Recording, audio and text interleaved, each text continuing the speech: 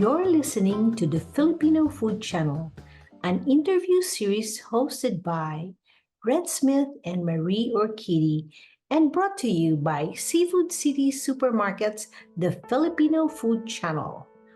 Our mission is to educate and celebrate Filipino culture. The views and opinions expressed in this recording are those of the speakers and do not necessarily reflect the views of the entities they represent. So let's get into it. Let's get in touch with Filipino culture through the one way we know best, through food.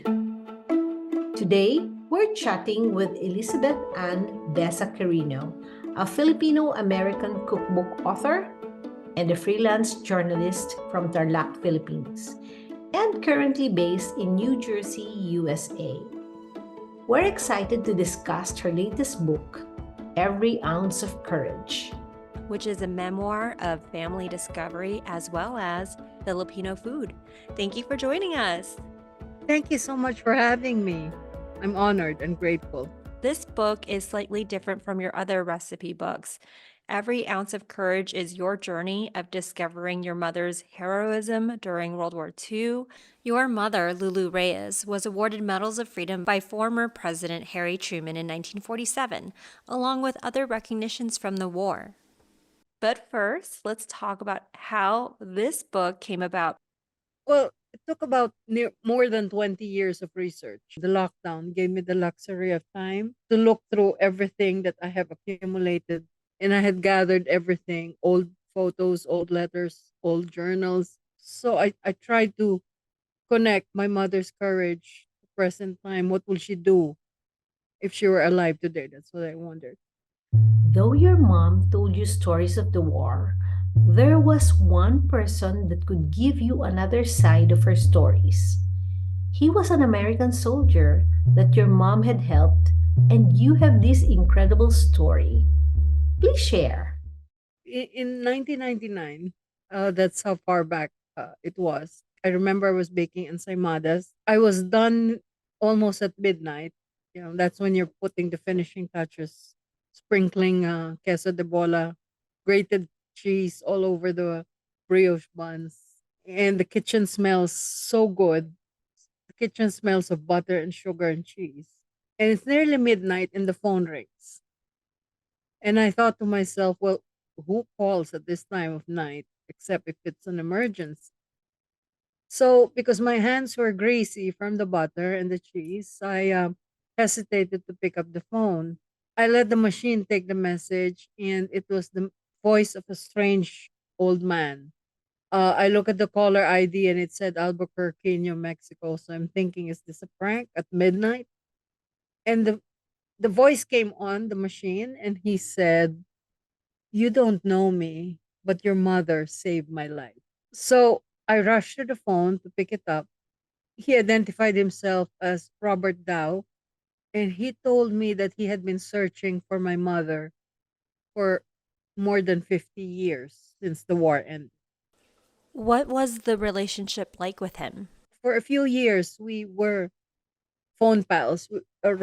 Bob, he asked me to call him Bob, and I had long conversations, and he became my friend. And he told me stories I'd never heard before. Your book beautifully weaves together moments from the past with experiences during COVID. It's touching how you connected making suman for Christmas during COVID with a story from your Uncle Willie surviving the 1942 Bataan Death March. Could you share a passage from your book with us? Okay, this is from page 169. And this was during Christmas, present day Christmas during the lockdown. As I wrapped the suman mixture in banana leaves, I tried to work through my disappointment over Tim's absence, as well as my continued anxiety about the pandemic, which we were being told could worsen as people gathered together to celebrate. I thought about one of the rare stories my uncle shared from his experiences as a POW during World War II. He described how some of the civilians gathered around the perimeter of Camp O'Donnell in search of their loved ones would furtively pass Suman cassava through the fence to the starving prisoners, though it meant severe punishment if they were caught doing so. From there, my thoughts drifted to my mother, who took on such risks unflinchingly in her own efforts to help POWs during the war in the Philippines. Why was cassava suman easy to distribute? Cassava is a tuber that grows in ground. And during the war, from my readings, I discovered that the enemy had confiscated a lot of food supplies and a lot of agricultural crops from farms for their own soldiers.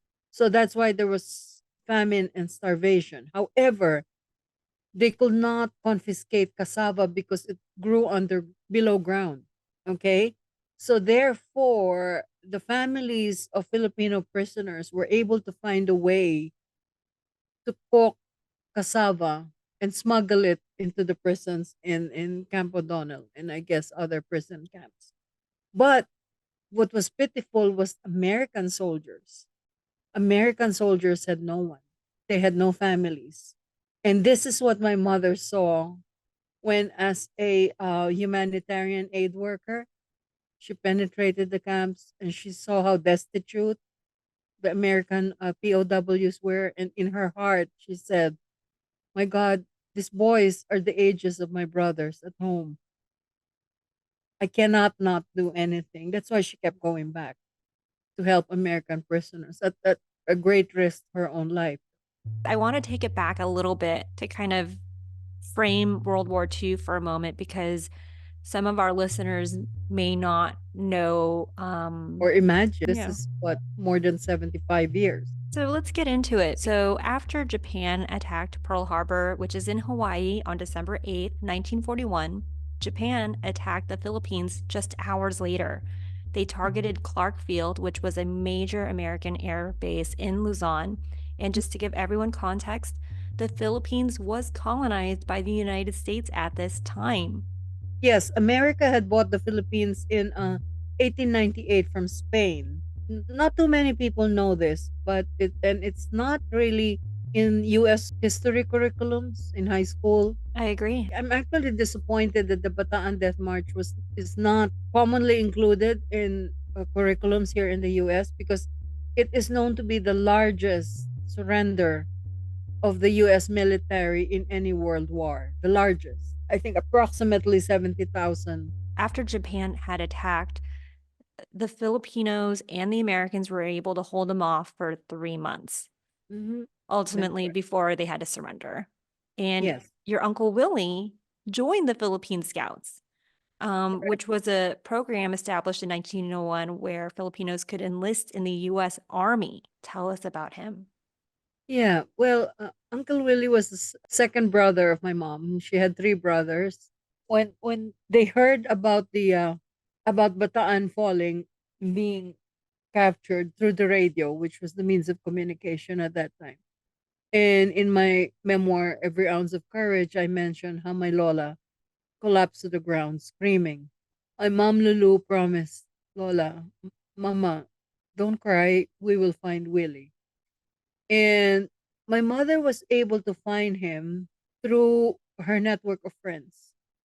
And then she continued her work as a humanitarian aid worker, working with the Chaplains Aid Association, working with the Catholic clergy, who the clergy were the only ones allowed entry into the camps to say mass.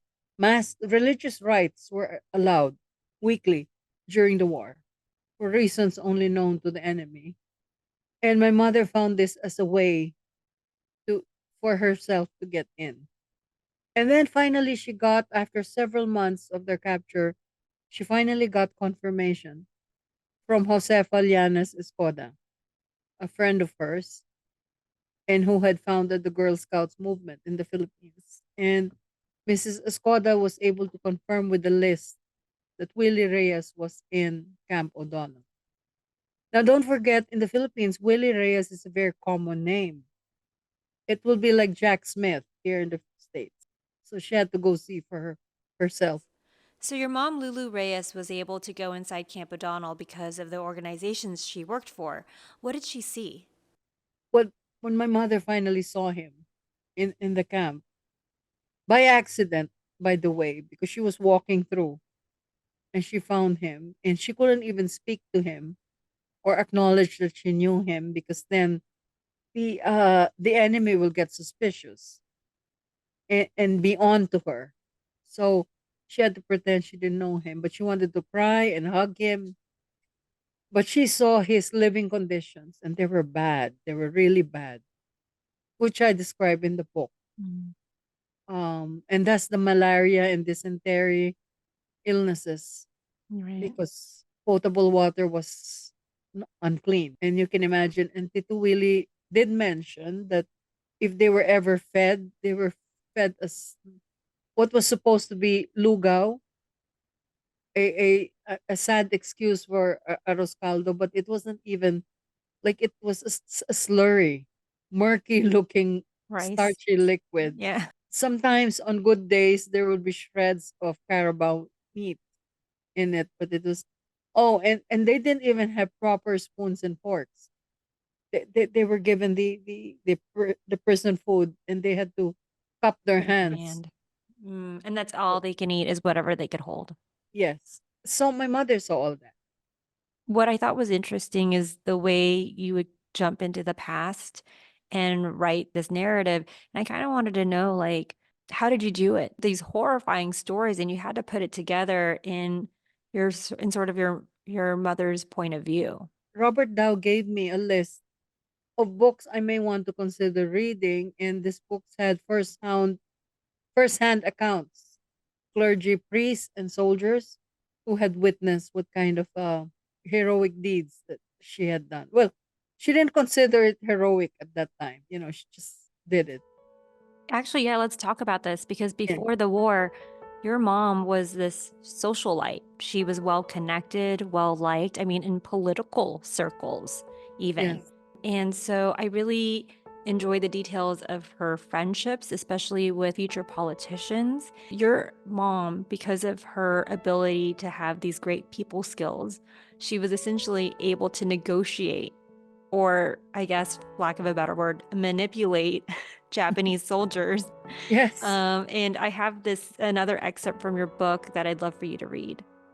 Oh, this is unbelievable. When I was reading it, Father Forbes Moynihan, an Irish Jesuit priest, was a good friend of hers and was her father confessor.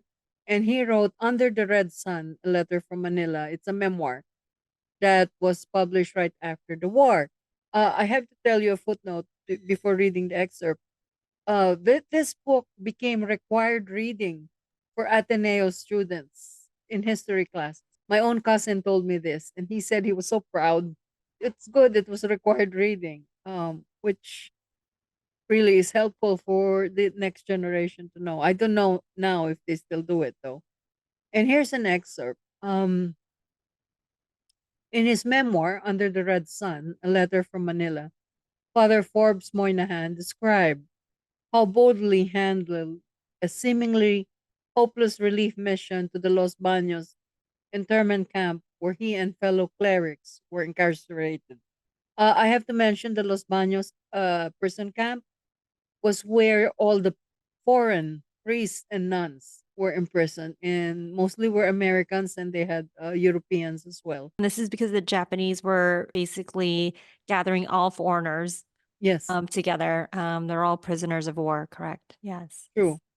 And Father Moynihan said, as the last Christmas under the red sun drew close, Lulu, determined to get a great shipment of food to the priests and nuns interned at Los Baños. Everyone told her that this was impossible. The Japanese had already forbidden in the case of Santo Tomas, the largest prison camp for Americans. She went ahead, nevertheless. When the camp commandant and his staff came, she had glasses of brandy and cordials ready for them. After they had drunk and drunk again, she brought out Christmas presents for each of them. The commandant was delighted. I am not worthy of this, he whispered. Having rendered the camp authority pliant and full of holiday spirit, she seized the moment of goodwill to ask for permission to distribute Christmas presents to the priests and nuns inside.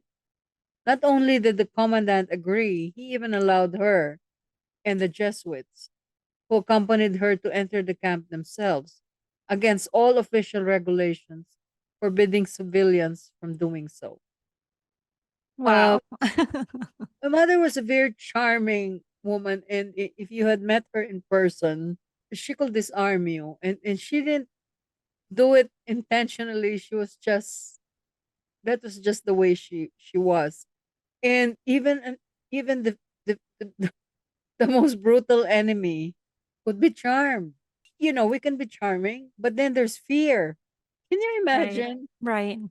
But are you brave to do what she did? Well, your book delves with the intimate stories of your mom during wartime.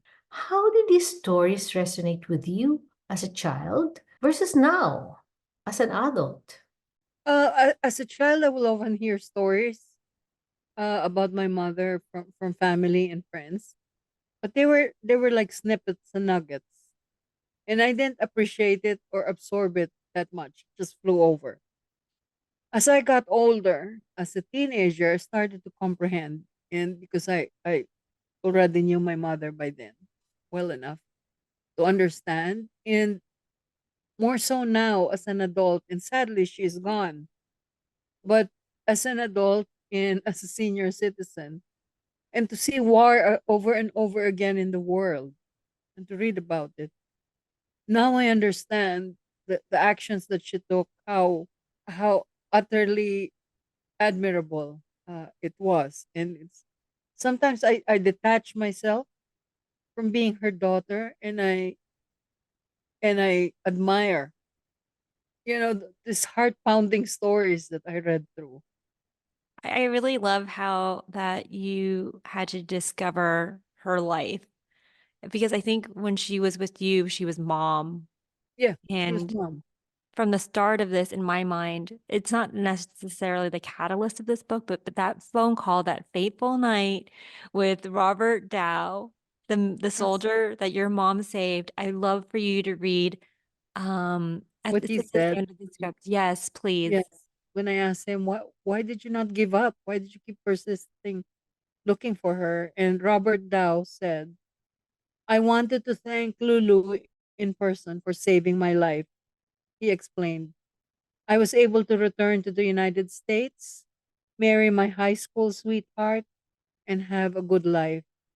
Because of her bravery, she gave me a life.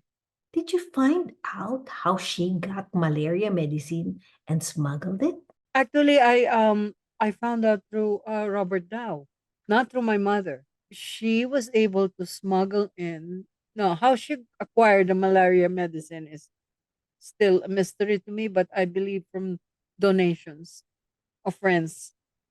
She gave it to priests, the malaria medicine. Quinine Mm, was the medicine to cure malaria. She would give the tablets to the priest, who would hide it in the palm of their hands. And during Holy Communion, during mm. the Mass, the priest will give it to the prisoner who needed it. That's Now, amazing. and isn't it scary and heart pounding? Mhm. However, as the weeks progressed, I have to tell you, the Japanese enemy heard rumors that somebody was smuggling in medicines, but they could not figure out who it was. They suspected, but they could not prove that my mother was the culprit. So the enemy actually rounded up several priests who were helping her, and they imprisoned them and tortured them for months. But none of these priests gave her up, because they all thought if they give her up, then she will be caught and killed, and God knows what. And the help will stop. Nobody else will be brave enough to bring in the medicine. One of these priests was named Father Santos. And my mom kept mentioning him all this time in her letters, in her journals, and even wrote about him. And so did Mr. Dow. Father Santos was captured and imprisoned in Fort Santiago and tortured. mercilessly. But he survived the torture and imprisonment, and he never gave up my mother. Father Santos had been the I'm not sure if you call it chief of staff, but assistant of Father Archbishop Doherty, the Archbishop of Manila at that time. In my research, I realized who this Father Santos was. Father Rufino Santos, who later became the first cardinal of the Philippines. I really think he should have been canonized, not just made cardinal, Wow. because of the torture that he had gone through. But that's another story in somebody else's book. The interactions between Robert Dow and your mom during their time in the camp must have been quite something. Could you share more about that? You know, you're prisoners and you're being held captive, and here are humanitarian aid workers. It's not the time to socialize.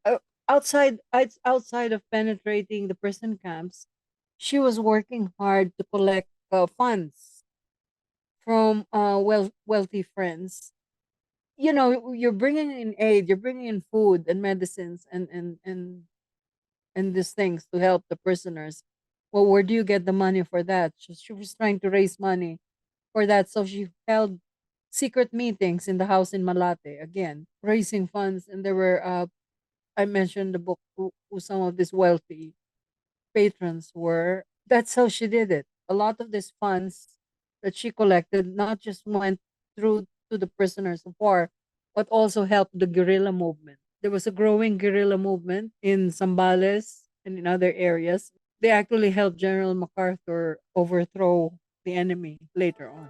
With such rich source of wisdom, your book must have been a labor of love.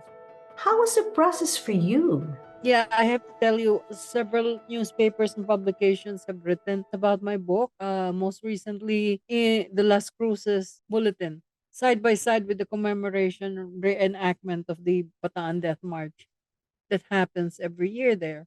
And the story was read by this woman whose uncle had been a POW, an American POW during the war.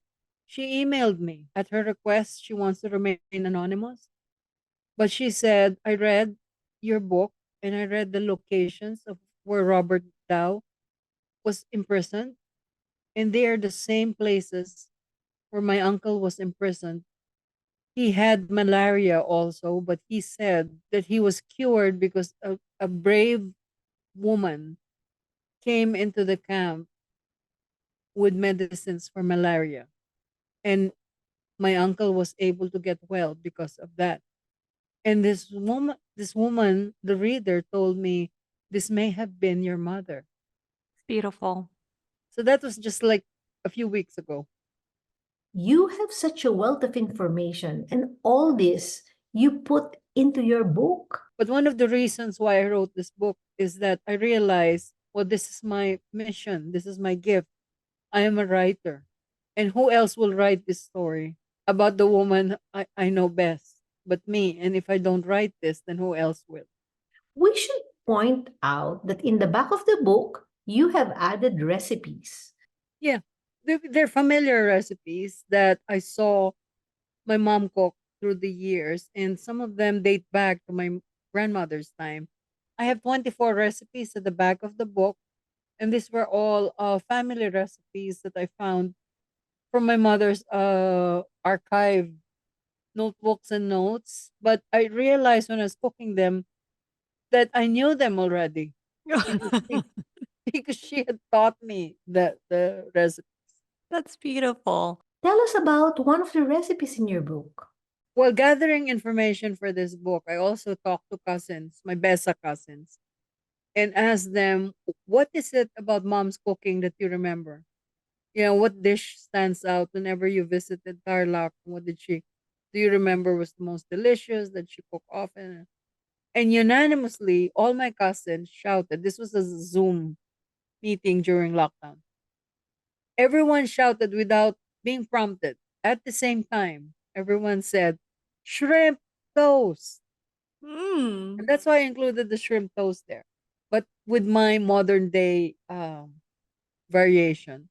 What my mom did in her time, what my mom did was take a loaf of bread, like pan americano, white bread, and she would cut them in with a cookie cutter. She would cut circles, and then she would saute a mixture of shrimps with garlic, onions, bell peppers, Mm. in a little oil. She would put it on the rounded pieces of toast and sprinkle grated cheese over them, sometimes breadcrumbs. It's the recipes in the book. This shrimp toast recipe is just one of several in the book, and I think everyone's just gonna have to pick up a copy to check these out. Betty Ann, thank you again for joining us. Well, thank you so much. I'm grateful to Seafood City and to you, Marie, and to Mildred for always thinking of me. And thank you for giving me a chance to talk about my book, Every Ounce of Courage, and as well as my website, The Quirino Kitchen. And food has always been an important part of my life, cooking and baking, because it always brings me back to my mother and grandmother's recipes. And these were always placeholders in my life. Each dish represented a moment in a time and a special memory. So thank you for having me. Thank you. The following presentation is a production of the Filipino Food Channel. This episode was hosted by Red Smith and Marie Orchidi. Title of the music is Live Today by Robert Munich. Podcast was edited for time and content by Marie Urquidi. Video and graphics by Butch Villanueva and Mikey Thomas. Produced by Seafood City Supermarket, the largest Filipino supermarket in North America. Visit seafoodcitysupermarket.com. Be sure to like and follow our YouTube channel for more stories.